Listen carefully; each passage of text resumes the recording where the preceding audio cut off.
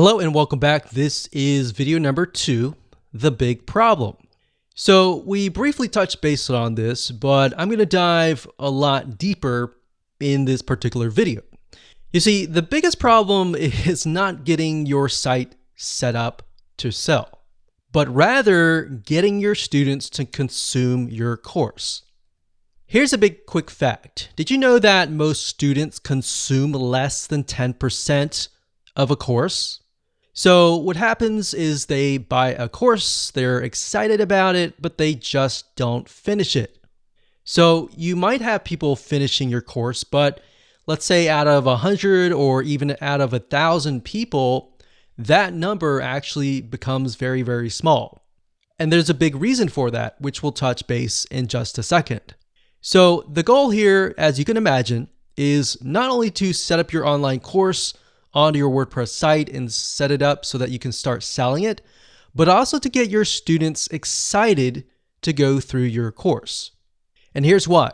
It's a known fact that if you can get your students to consume your course, they're going to want to buy more from you. They're going to feel like, wow, I really enjoyed that course.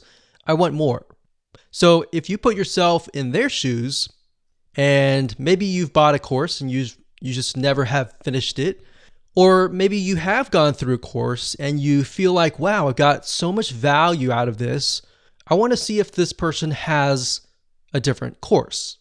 So in other words, you feel impacted by that person. So with the law of reciprocation, you want to seek them out more. So the big question is, how do you go about doing this? Well, to set the stage, we're going to be covering this in a lot more depth in this course. But what you want to do is you will want to prep your course outline and lay it all out so that it is easy to consume. Now, obviously, you already have an online course in hand. What we're doing here is we are basically going to break things down so that you can see, okay, the first thing, this is what they see this video afterwards, or maybe in between these videos, we could add something else that's highly engaging and things like that. So it's not necessarily that you are having to re-edit your course. It's basically making it more engaging, all right? And it'll make more sense in just a second. So in other words, you want to make sure that your experience is as easy as possible. You want to add engagement through quizzes, through forums, or a comment section. You also want to gamify, or in other words, make the course fun.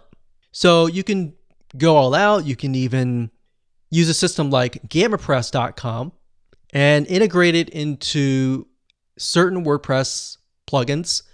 And you can do things like, okay, somebody gets points when they log in, they get points when they do certain things within the course, and maybe they can rack up those points and use that points to buy other things.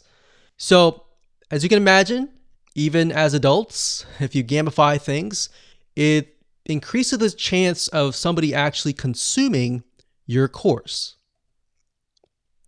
All right, so now that you have a general overview of the big problem, kind of what we need to do, what we're going to do now is we're going to talk about the experience.